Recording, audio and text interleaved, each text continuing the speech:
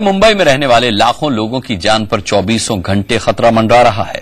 ये खतरा किसी और से नहीं बल्कि उस छत से है जिसके नीचे वो लोग रहते हैं। गैर कानूनी ढंग से बेतरतीब बनी हजारों इमारतें या तो अपनी उम्र पूरी कर चुकी हैं या फिर उन इमारतों की बुनियाद खोखली है जो किसी भी वक्त जमींदोज हो सकती हैं। पूर्वी दिल्ली के जाफराबाद इलाके में आज ऐसी ही एक 4 मंजिला इमारत ध्वस्त हो गई जिसमें दबकर एक आदमी ने दम तोड़ दिया। 3 दिन पहले मुंबई और उससे पहले मुंबई से सटे ठाणे में भी एक के बाद एक कई इमारतें गिर चुकी हैं। दोनों महानगरों में म्यूनिसिपल कॉरपोरेशन के अफसर ऐसी इमारतों को नोटिस देकर अपना फर्ज पूरा समझ लेते हैं। ऐसी इमारतों की ओर वो झांकते तभी है जब वहां मलबा हटाने की नौबत आ चुकी होती है। अब ये बीच बहस का मुद्दा है कि आखिर दिल्ली मुंबई में ऐसी मौत की कितनी इमारतें हैं और इन इमारतों को आखिर वक्त रहते खाली क्यों नहीं कराया जा रहा।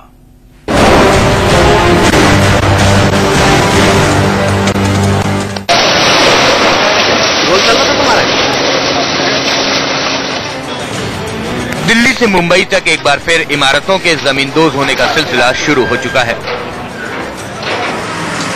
मानसून की दस्तक के साथ ही जर्जर इमारतों पर लोगों की कब्रगाह बनने लगी हैं। ये तस्वीरें पूर्वी दिल्ली के जाफराबाद इलाके की हैं, जहां शनिवार की सुबह एक 4 मंजिला इमारत भर आकर गिर गई।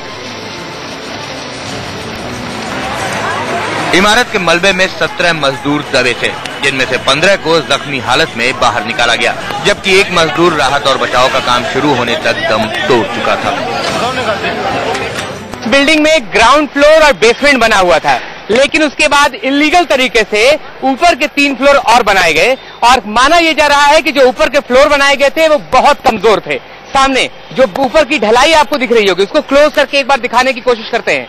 जो ऊपर की ढलाई दिख रही है बहुत ही कमजोर, बहुत ही पतली। नॉर्मली ढलाई 5 से 6 इंच कम से कम होनी चाहिए, लेकिन जो ये ढलाई है, एमसीडी वालों का कहना है कि ये मुश्किल से 3 इंच की ढलाई पर पूरी की पूरी बिल्डिंग खड़ी हो गई थी। इस हादसे के लिए लोग नगर निगम को जिम्मेदार बता रहे हैं, जबकि पूर्वी दिल्ली नगर निगम के अफसरों का दावा है कि उन्होंने समय रहते इमारत को खतरनाक घोषित कर दिया था और इसे खाली कराने का नोटिस भी जारी हो चुका था। रात को ही हमारे जो एक्शन है, जैसे से पता चला आया ऑफिस वाला, उसको जो 15 दिन जनरली वो लोग देते हैं तोड़ने के लिए, लेकिन उसने 3 दिन का ही लिख के उसको दिया। शाम 5 बजे से इन्होंने एरिया सील कर रखा था पुलिस वालों और एमसीडी वालों ने। फिर ये मजदूर घुसे कहाँ से, ये मरे। पूर्वी दिल्ली में अवैध रूप से बन रही इमारतों की भरमार है। ये इमारतें पिछले 3 साल से सवाल बनकर खड़ी हैं। 2010 में लक्ष्मीनगर के ललिता पार्क में बिल्डिंग ध्वस्त होने के बाद जब कोहराम मचा, तब एमसीडी ने इलाके की 38 इमारतों को खाली कराने के लिए नोटिस जारी किया था। तब के उपराज्यपाल तेजेंद्र खन्ना ने ऐलान किया था कि यमुना पार बसी कॉलोनियों की इमारतों का सेंट्रल बिल्डिंग रिसर्च इंस्टीट्यूट से 3 महीने के अंदर सर्वे कराया जाएगा, ताकि खतरनाक इमारतों का पता लगाकर उन्हें ध्वस्त या दुरुस्त करने की कार्रवाई की जा सके। इन वादों का क्या हुआ, ये आज तक किसी को नहीं पता।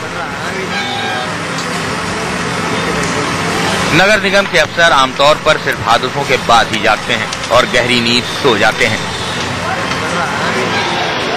अवैध इमारतों पर उनकी नजर शायद ही कभी पड़ती है।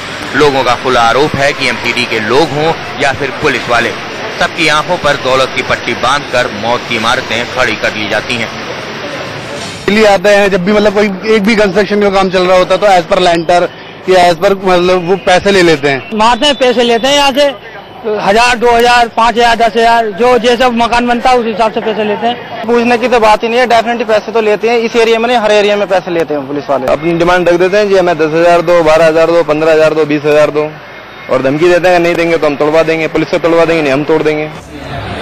अवैध इमारतों के बनने और ढहने का सिलसिला मुंबई में भी बदस्तूर जारी है।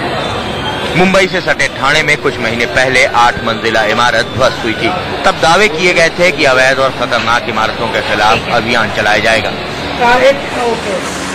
इस अभियान की याद लोगों को दोबारा तब आई जब भिवंडी की ये इमारत जमींदोज हुई। हमेशा की तरह नगर महापालिका ने नोटिस जारी करके और एफआईआर दर्ज कराने की रस्म अदा कर ली। ये पहली बार ये कोई बिल्डिंग गिरी नहीं है, तो इसके पहले भी कई ऐसी इमारतें हैं जो मुंबई में ही नहीं तो थाने में भी गिरी है, जिन्होंने कई ऐसे अगर हम कहेंगे तो इलीगल कंस्ट्रक्शंस जो है उन्हें बाहर लाए हैं। क्या ये भी उन्हीं में से एक है, ये देखना होगा। इससे पहले जून के महीने में दहिसर में भी एक इमारत ध्वस्त हुई, जिसमें दबकर एक आदमी की मौत हो गई थी। ठाणे के मुंब्रा इलाके में जून के ही तीसरे हफ्ते में एक 3 मंजिला इमारत 10 लोगों की कब्र में तब्दील हो गई। ये सिलसिला थमता नहीं दिख रहा, क्योंकि मुंबई महानगर पालिका खुद मान चुकी है कि अकेले मुंबई में 959 इमारतें जर्जर हालत में हैं, जो किसी भी दिन ध्वस्त हो सकती हैं। इनमें से 155 इमारतें बीएमसी की हैं, जिन्हें खतरनाक घोषित किया जा चुका है। पूरे मुंबई में 959 बिल्डिंग्स जो धोखाधड़ी साबित कर दी गई है, लेकिन अभी तक उनकी रिपेयरिंग न हुई है, ना ही उनको खाली करने का जिम्मेदारी किसी भी म्युनिसिपल कमिश्नर ने लिया है। तो यहाँ के लोगों का यही एक तकलीफ है कि बस हम कब अगले बार अगर जो रात में उठे, रात में सो गए तो सुबह उनकी नींद खुलेगी कि नहीं, आंख खुलेगी कि नहीं, तो ये एक डर हमेशा उनको लगा रहता है। अब बड़ा सवाल ये है कि क्या सिर्फ इमारतों को नोटिस जारी करने से खतरा टल जाएगा?